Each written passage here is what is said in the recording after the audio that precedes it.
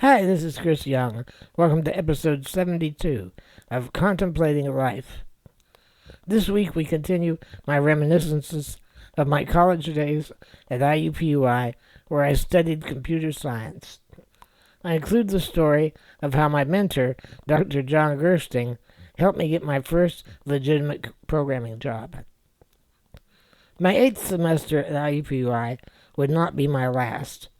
As I mentioned previously, it was going to take me at least 9 semesters to graduate, because of some scheduling conflicts early on, and the fact that I had to drop 2 classes along the way. But it was all part of a plan I had known about for some time. It was no surprise I wasn't going to make it out in just 4 years. We've already discussed the classes I took that 8th semester, but there was another major event we need to discuss. I began applying for my first legitimate job as a computer programmer. That's in contrast to the ghostwriting of some programs I did for a computer technology student and a small project programming a microcontroller for an electrical engineer. There was a bulletin board in the computer center of the A building on 38th Street campus that occasionally posted job listings for student programmers. The first one I applied for was for an agency at the university called the Indiana Center for Advanced Research. It had the acronym ICFAR, which was pronounced ICFAR. It was a very clever joke for a research facility. As best I can tell, the organization no longer exists. I don't know the history behind it. I don't know exactly what kinds of research projects they engaged in, but apparently they used computers for something. They occupied a small building at 1219 West Michigan Street. The building is no longer there. It was torn down and replaced with the Ronald McDonald House, where families of sick children can stay while their children are in long-term care in the hospital. Anyway, I scheduled an interview for the job and arranged to go to the downtown campus, even though I was no longer taking classes there. I drove my wheelchair a few blocks down Michigan Street to get to the interview, and I had a couple of very frustrating incidents along the way. For some reason, I stopped by the campus bookstore in the basement of Kavanaugh Hall and browsed around. I purchased a really cool poster of a famous drawing by M.C. Escher titled High and Low.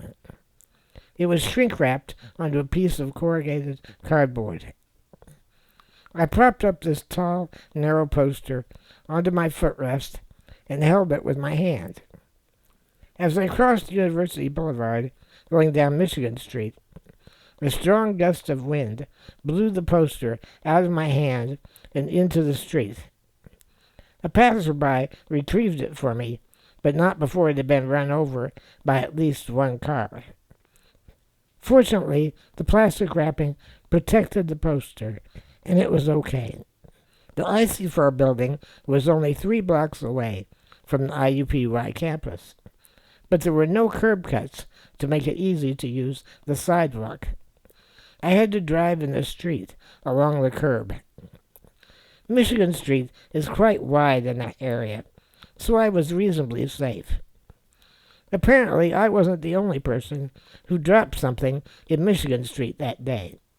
I saw a very crisp, brand-new $20 bill just lying in the gutter. I had no way to pick it up, and this time there was no one around who could pick it up for me. It's one of the few times in my life where I really hated my disability.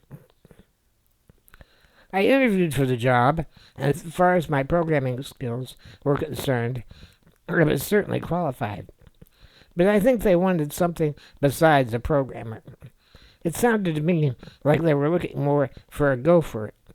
Go for coffee, go pick up printouts from the computer center, etc. A buddy of mine, I don't recall his name, also applied for the job, and he got it. I wasn't disappointed because they weren't really looking for someone with my skills. He eventually did get to do some programming, but as I suspected, he was just hired as a flunky to do odd jobs. As I recall, it was only a couple of weeks later that another notice advertising for a student programmer appeared on the bulletin board. The notice said, "See Dr. John Gersting for details." At my earliest opportunity, I dropped by his office in the K building on 38th Street campus to see what kind of job it was. "What can you tell me about that job listing on the computer bulletin board?" I asked. Gersting went into a lengthy speech explaining that he was just a consultant on the project and he couldn't pull any strings for me. I would have to earn the job on my own. When he finally wound down, he said, "I'm not looking for favors. The notice says see you for details. Consider yourself seen. What's the job? How to apply? I don't know anything about it. I might not even want the job." He explained that it was at the Indiana University Department of Medical Genetics, located in the research wing of Riley Children's Hospital. They were building a computer database of genetic testing results on 15,000 families. The program was written in BASIC, which I had taught myself back in high school, so I was quite familiar with it. He gave me a phone number to call and told me to ask for Dr. Keneally. That was on a Thursday. I didn't get a chance to call until Friday afternoon. When I asked for Dr. Keneally, they said he was in the weekly Friday afternoon staff meeting and I should call back on Monday. When I called, I spoke with Keneally. I found him to be a gregarious and friendly person with a thick Irish brogue accent. I told him I was interested in the student programming job that Dr. Gersting had advertised. "Ah, you're the fellow that John was telling us all about. Well, you're exactly what we're looking for. Of course, you have to interview for the job. It's just as a formality." Apparently, Gersting had been in that Friday staff meeting and had already told them my whole life story. His claim that he wasn't going to pull any strings for me was a bunch of baloney. He had gotten me the job before I even interviewed. Now, I did schedule an interview, and I expected to see Dr. Keneally there doing the hiring, since he was the contact person. But instead, the chairman of the department, Dr. Donald Merritt, MD, PhD, conducted the interview, accompanied by Dr. Gersting. A few minutes into the interview, the two doctors began joking around with one another, and Gersting got in some sort of zinger in the discussion. I don't recall what he said. Dr. Merritt responded by flipping off Dr. Gersting. Gersting shot back a dirty look and kind of rolled his eyes. You could tell he was thinking, "Really? You're going to flip me the bird in front of my star pupil? What kind of juvenile asshole are you?" Somehow I managed not to burst into hysterical laughter. I had to agree with Gersting. It was a childish move. At one point, Dr. Merritt asked me, "What's your diagnosis?" I didn't understand what he was asking. I thought he wanted me to diagnose something. Then he explained, "No, I'm asking, with what were you diagnosed? Tell me about your handicap." "Oh, okay, well, it's some sort of genetic neuromuscular disease, like muscular dystrophy. I've got a second cousin who has Duchenne muscular dystrophy, but it's not that because I never walked when I was young. The doctors here at Riley Hospital called it amyotonia congenita, but that's more of a description of my symptoms rather than a diagnosed condition." As an aside, I often tell people this somewhat apocryphal story, that my mom took me to the clinic at Riley Hospital, and they said it was amyotonia congenita.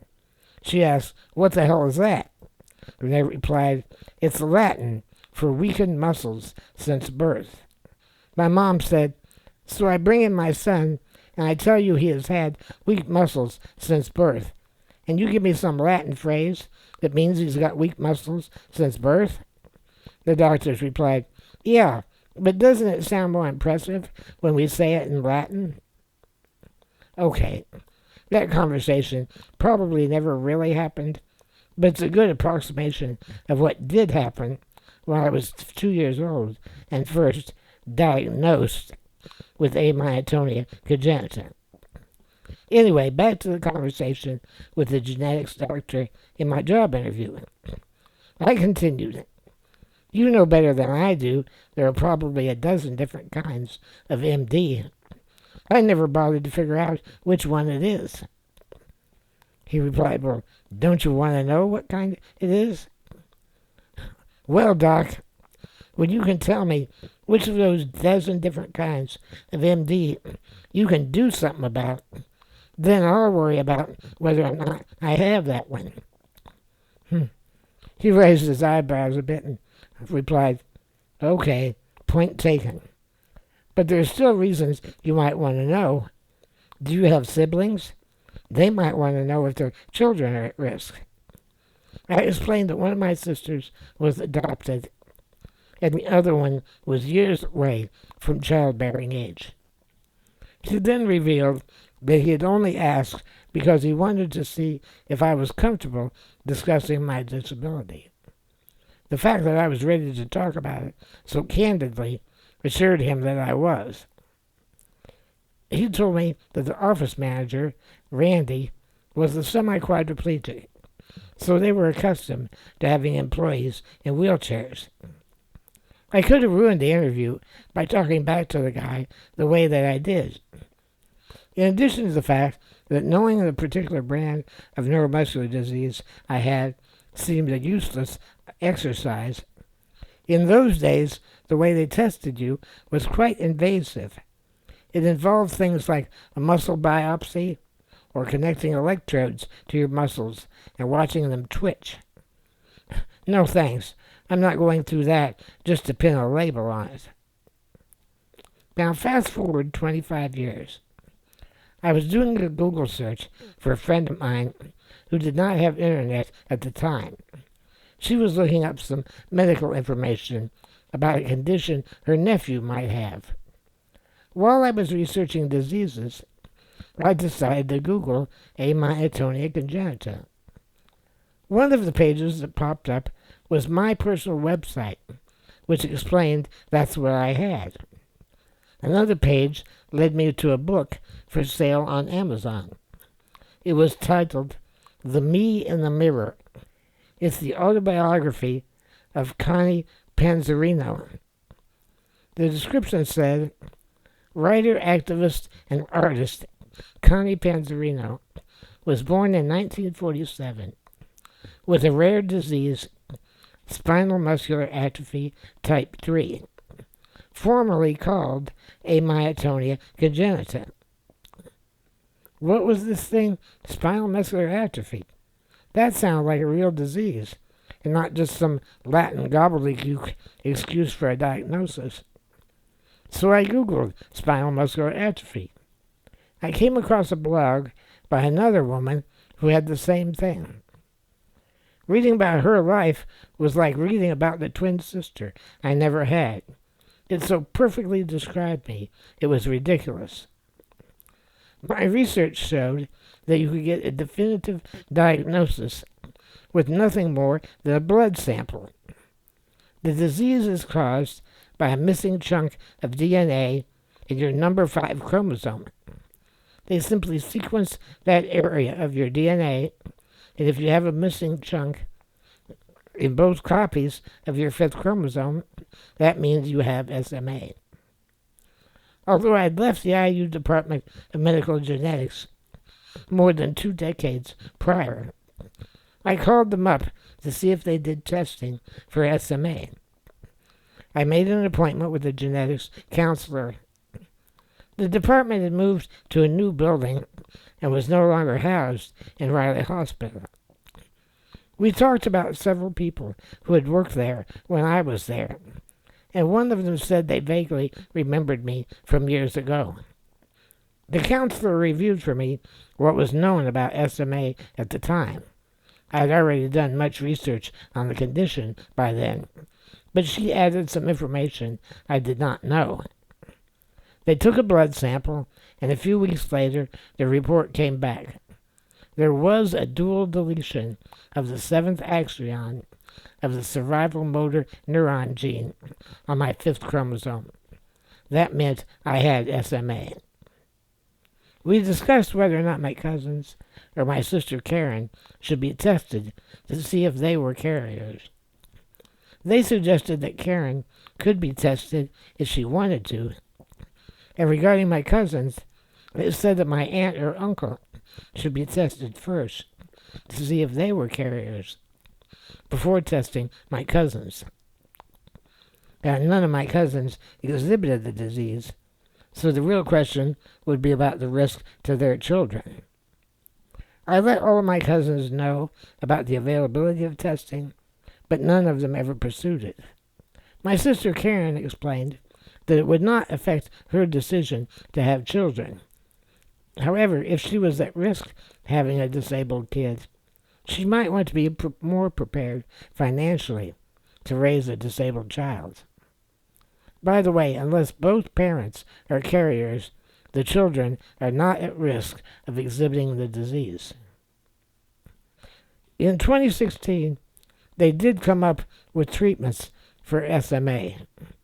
There's a drug called Spinraza that involves a series of spinal injections. There's another drug called Evrysdi, which is simply a liquid that you drink or put in your G-tube every day. And I've been on Evrysdi for 3 years now. More about that story on a different episode. Now, one more story about my diagnosis. I purchased that book from Amazon about the woman who had SMA, but I never have gotten around to reading it. Not only was the author an artist and a disability advocate, she was also a feminist and lesbian advocate. After purchasing that book, Amazon kept recommending to me lesbian feminist books. Not that there's anything wrong with that, but for some reason they never recommended disability-related books as a result of that purchase. A couple of years ago, I saw someone in an SMA Facebook group named Panzerino. I asked if she was related to the author-activist Connie Panzerino. She said that Connie was her older sister. I asked her to thank her sister for her minor role in helping me find my diagnosis. She replied that Connie had passed in 2001. In upcoming episodes, I'll tell more about my experiences working at the genetics research lab, about a summer class that I took from Dr. Gersting, and about my 9th and final semester at IUPUI. If you find this podcast educational, entertaining, enlightening, or even inspiring, consider sponsoring me on Patreon for just $5 per month. You'll get early access to the podcast and other exclusive content. Although I have some financial struggles, I'm not in this for the money, but every bit helps. As always, my deepest thanks to all of my financial supporters. I'll never be able to express how much that means to me. And even if you can't provide support, please post links and share the podcast. I just want to grow my audience. All my back episodes are available, so check those out. If you have any comments, questions, or other feedback, please feel free to comment on any of the platforms where you found the podcast. I'll see you next time as we continue contemplating life. Until then, fly safe, everyone.